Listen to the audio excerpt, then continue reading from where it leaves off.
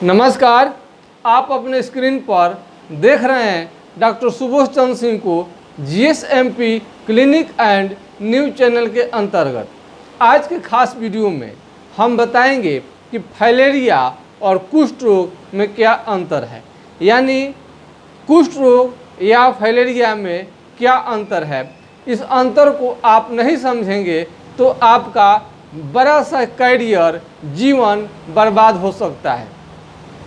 कुष्ठ रोग को फाइलेरिया समझने की आप गलती कभी नहीं करेंगे। कभी कभी ऐसा होता है कि फाइलेरिया और कुष्ठ रोग एक जैसा दिखता है।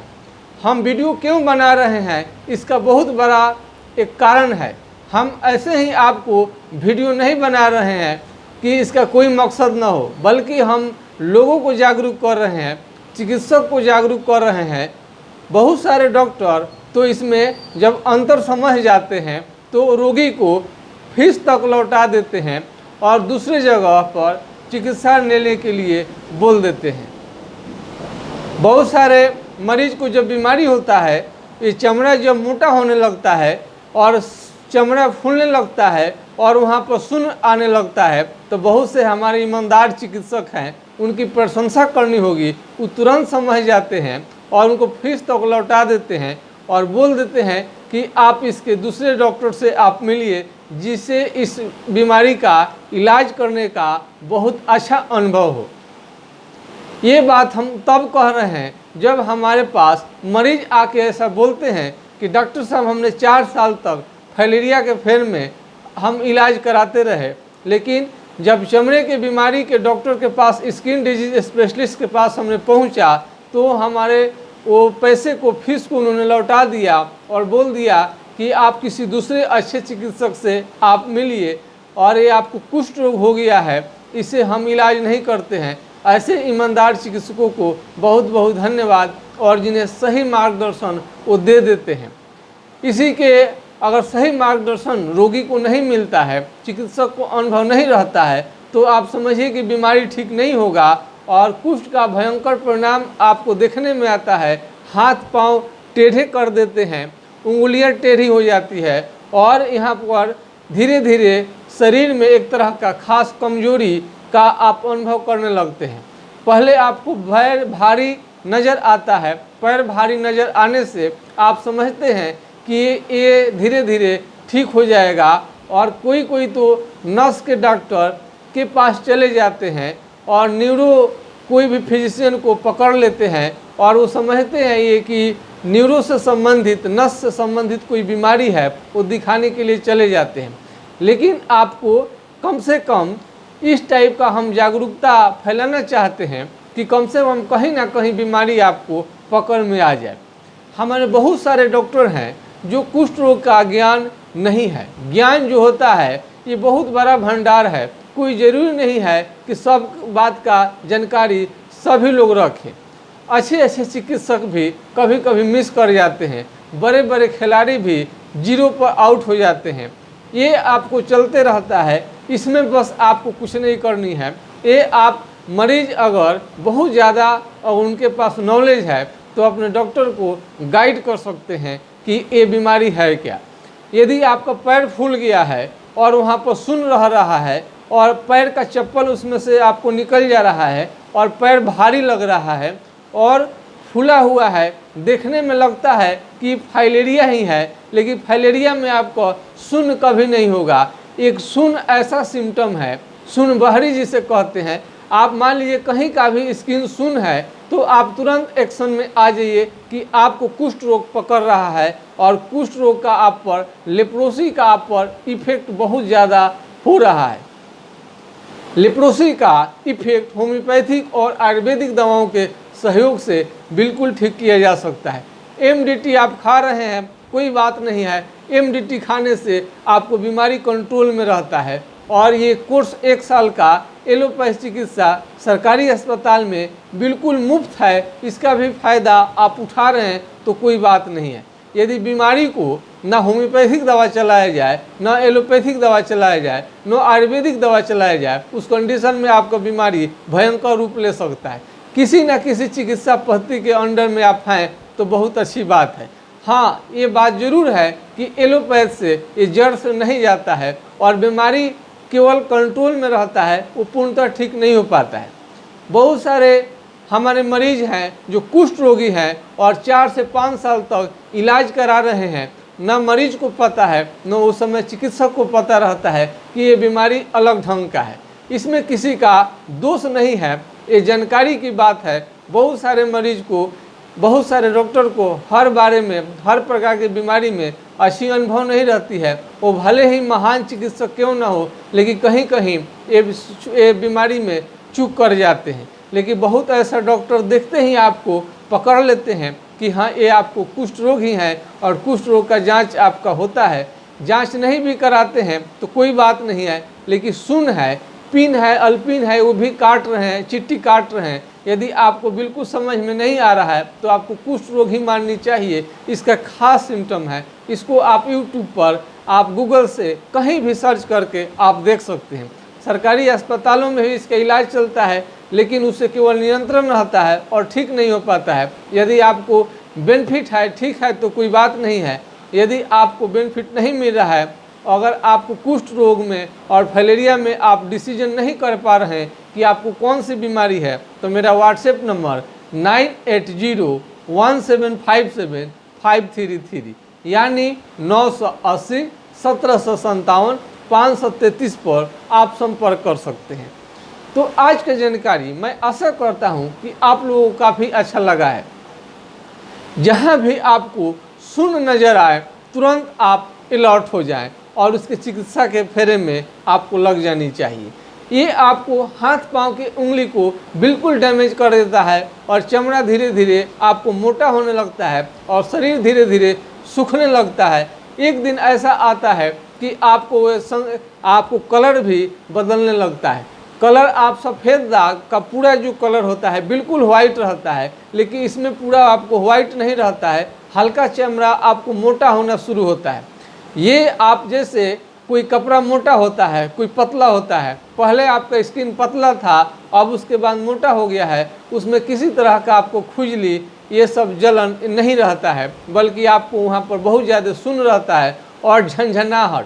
चोट लग जाए तो बुझिए कि आपको पसीना छुड़ा देगा, बहुत ज़्यादा आपको झंझनाहट होने लगता है। आपको ये ढंग का लक्षण देखने में आ रहा है, अगर आस पड़ोस में कहीं पर भी, तो आप उसे चिकित्सक के देख रेख में लाएं और उसको बीमारी जल्दी से जल्दी ठीक करने की कोशिश करनी चाहिए। आप देख रहे हैं अपने स्क्रीन पर डॉक्टर सुबोध चंद्र सिंह को GSMP clinic and news channel के अंतर्गत। हमने वीडियो का इसलिए आज निर्माण किया, बनाया इस पर कि इतना प्रचार प्रसार करने के बाद में, साफ साफ लक्षण देने के बाद में अभी कोई ना कोई प्रॉब्लम आते रहता है। जब तक ये प्रॉब्लम आएगा तब तक हमारा वीडियो इस पर जारी रहेगा। इसलिए कि ये जानकारी अगर आपको नहीं होगा तो आपका बिल्कुल ही कष्टकारी ज़िंदगी हो जाएगा। आप स्वतः ऐसे बीमारी है कि आप स्वतः घर छोड़कर चले जाएंगे। जब आपका हाथ पांव टेढ़ा हो जाएगा, जैसे भी आपको घर के सदस्य को, अगल बगल के लोगों को आपके बारे में जानकारी होती है, वो आप लोगों से दूरी बनाना शुरू कर देते हैं कुष्ठ के मरीज से। सब कोई गांधी जी नहीं है, सब कोई महात्मा गांधी हमारे राष्ट्रपिता के जैसा व्यवहार नहीं रखते हैं। कुष्ठ रोगी के लिए बहुत ज़्यादा उन्होंने सेवा किया था हमारे राष्ट्रपिता महात्मा गांधी ने कुष्ठ रोगियों को बहुत अपने मन से, हृदय से उन्होंने कुष्ठ रोगी को लगाते थे। मेरे पास भी आता है, हमें किसी भी तरह का कोई परेशानी नहीं होती है, आराम से हम बैठते रहते हैं, हमें इन्फेक्शन होने का कोई खतरा नहीं रहता है, हम उससे डरते भी नहीं हैं, क्योंकि हम समझते हैं कि कुष्ठ रोग की अगर सही जानकारी रखा जाएगा तो फैलेगा नहीं। बहुत सारे चिकित्सक हमारे उस कुष्ठ रोग के बारे में यदि जान जाएंगे तो वो तुरंत उनसे दूरी बनाना शुरू कर देते हैं और उसे देखना भी उचित नहीं समझते हैं। खैर, डॉक्टर भी अपने जगह पर ठीक है, जब उस विभाग की जानकारी नहीं है तो सब लोग उससे डर जाता है।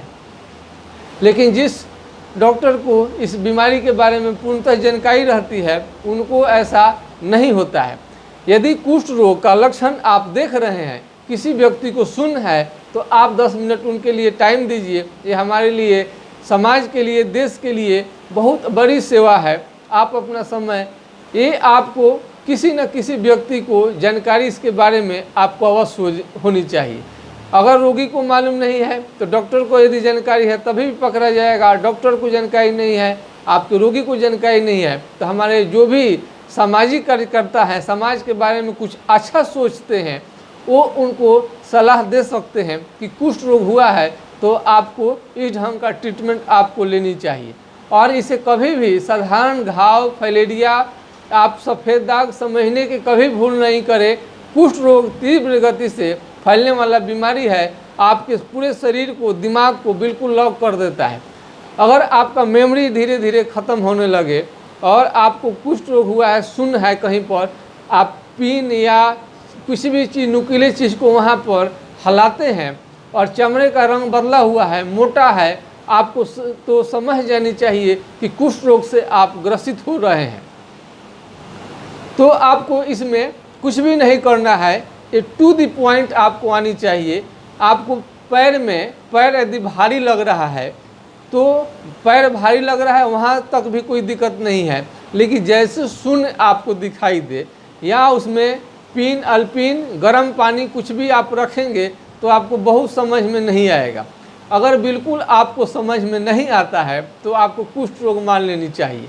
ये सारे आपको जानकारी कहीं भी सर्च कर सकते हैं। ये पूरे ईमानदारी के साथ आपको बताया जाता है कि कुष्ठ रोग का यही लक्षण और यही ही पहचान है, ताकि रोगी इसको साफ साफ समझ सके कि उनको बीमारी कौन हुआ है, होता क्या है। अक्सर में हम तो कहते हैं ऊपर वाले ये आपको जितने बीमारी देते हैं, हम लोगों को धीरे धीरे हम लोग और बोल्ड होते जाते हैं और हम लोग उस पर सर्च करते हैं। तरह तरह के इन्फेक्शन आपको आता है, हम लोग उतने ही रिसर्च करते चले जाते हैं। कुष्ठ रोग से आपका ये आगे बढ़ने के बाद में आपके आँख के रोशनी में भी गड़बड़ी देखने को मिलता है और ये मानसिक हालात, आपको मेमोरी बहुत कमज़ोर हो जाएगा। कुष्ठ रोगी समझते हैं कि हम स्मार्ट नहीं हैं, सुंदर नहीं हैं, लेकिन हम आपको विश्वास दिलाते हैं कि कुष्ठ रोगी को बिल्कुल अच्छा बनाया जा सकता है, बिल्कुल उन्हें साफ सुथरा स्मार्ट व्यक्ति बनाया जा सकता है। दोबारा वो कल्पना भी नहीं किए होंगे कि उतना स्मार्ट वो बन जाएंगे। जो बीमारी होता है ठीक कर दिए। इसमें आपको भूख लग रहा है कि नहीं लग रहा है, इसकी भी थोड़ी सी चर्चा होनी चाहिए। अगर किसी व्यक्ति को कुष्ठ रोग हुआ है और उनको भूख अच्छा से नहीं लग रहा है तो बीमारी और तेज़ी से बढ़ने का खतरा रहता है। इसमें आपको विटामिन सी युक्त खाना, हेल्दी खाना, स्मार्ट खाना आपको लेनी चाहिए। और घास फूस के जो भी घर में रह रहे हैं, पुराने घर में रह रहे हैं, उससे साफ़ सफाई, आपको पुताई कर देना चाहिए, आपको प्लास्टर वहाँ करा देनी चाहिए। जहाँ पर आप बैठते हो नमी नहीं होनी चाहिए, माहौल अच्छी होनी चाहिए, गंदगी बहुत ज़्यादा फैली नहीं होनी चाहिए।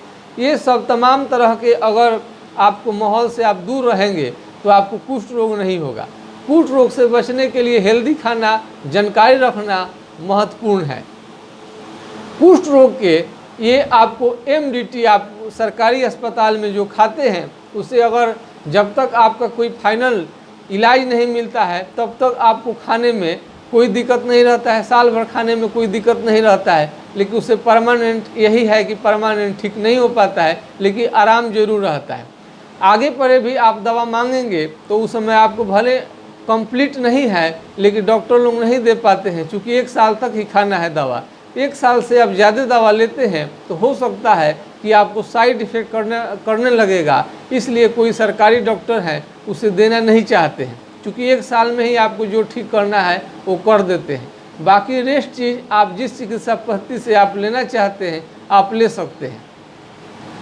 तो हमें अब समझ में आ गया है कि आपको कुष्ठ रोग पर ज़रूर आप अच्छी जानकारी अब रख रहे होंगे हमारे वीडियो देखने के बाद में। कुष्ठ रोग पर पूरे समाज को ये जागरूक होना पड़ेगा। और किसी को समझ में नहीं आए, अगर आपके पड़ोसी किसी को हुआ है तो तुरंत उसे बताएं और इसमें क्या क्या करनी चाहिए। यदि उस व्यक्ति को कहीं भी कोई सहायता नहीं मिल रहा है तो मेरा कम से कम उसे व्हाट्सएप नंबर और GSMP क्लिनिक एंड न्यूज आप सर्च करवा सकते हैं यूट्यूब पर। मैं फिर एक बार बात बता देता हूँ, GSMP क्लिनिक एंड न्यूज को आप सर्च कराइए और मेरा व्हाट्सएप नंबर 9801757533 यानी 980 1757 533 पर आप व्हाट्सएप कर सकते हैं। अपनी बीमारी का डिटेल्स भेजकर आप जानकारी ले सकते हैं कि आपको हुआ क्या है। आपको फलेरिया है, सिवला है, सफ़ेद दाग है, घाव है, गैंग्रीन है, क्या है, इसकी जानकारी आपको पूर्णतः हो जाएगी।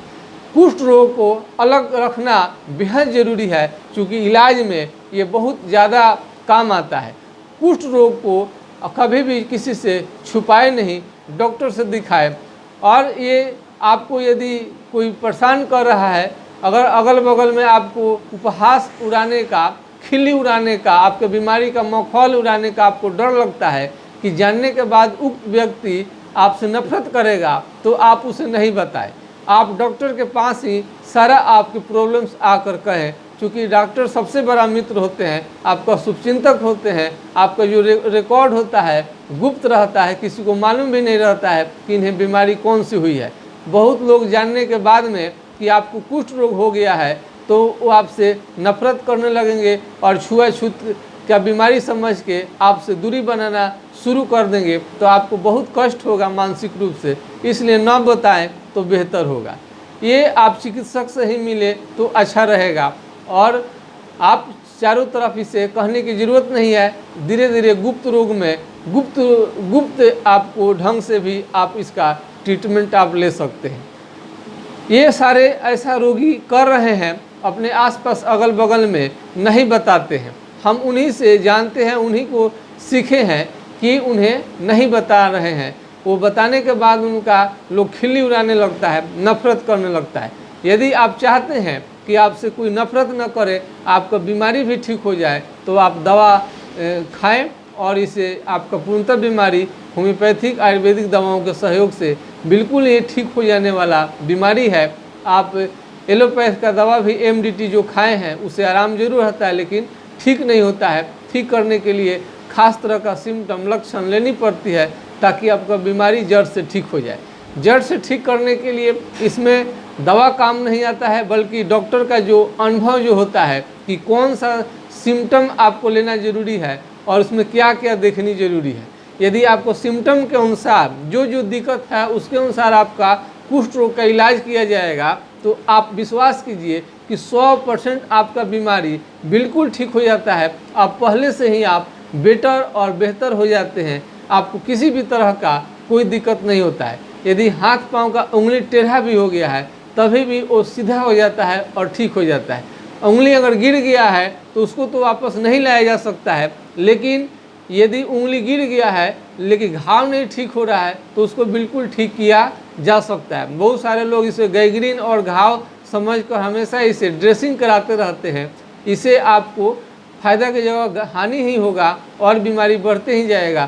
खैर, जिसको जो बुझाता है वही करेगा। अगर कुष्ठ रोग की जानकारी नहीं रखते हैं डॉक्टर, तो घाव समझ के ही अपना ट्रीटमेंट करेंगे। आपको बस अपनी बीमारी के बारे में अच्छी जानकारी होनी चाहिए। और मैं आशा करता हूं कि आज का वीडियो आप लोगों को पसंद काफ़ी आया होगा और फलेरिया और कुष्ठ रोग में आप अच्छे से आप अंतर को समझ गए होंगे। और फलेरिया हमेशा आप में उसमें शून्य कभी नहीं रहेगा, पैर में सूजन रहेगा, भारी भी रहेगा, लेकिन कभी भी आपको शून्य नहीं रहेगा। शून्य होने से ही कुष्ठ रोग फलेरिया में आप अंतर कर सकते हैं। आप हमारे वीडियो को देख रहे हैं, इसके लिए बहुत बहुत धन्यवाद। आशा करता हूं कि आज का वीडियो आप लोगों को पसंद आया होगा। यदि हम इतना आपके लिए मेहनत करते हैं तो आप भी कम से कम इसे लाइक शेयर सब्सक्राइब करना न भूलेंगे। आप सब्सक्राइब करते हैं तो हमारा मजदूरी सध जाएगा और हमको काम करने का और भी मन करेगा। हम आपसे पैसा रुपया नहीं मांग रहे हैं। आप कमेंट आप करिए और कम से कम इसे सब्सक्राइब करिए और जानकारी को फॉरवर्ड कीजिए आगे तरफ। किसी भी व्यक्ति को ऐसा हुआ है तो वीडियो को दीजिए ताकि उनका शरीर बिल्कुल स्वस्थ हो सके और स्वस्थ संसार में और अच्छे स्वास्थ्य का वो भी आनंद ले सके। अच्छे स्वास्थ्य का आनंद लेने का सबको अधिकार और हक है। इस हक में हम आपको काफ़ी सहयोग देने की कोशिश करेंगे। जय हिंद, जय भारत।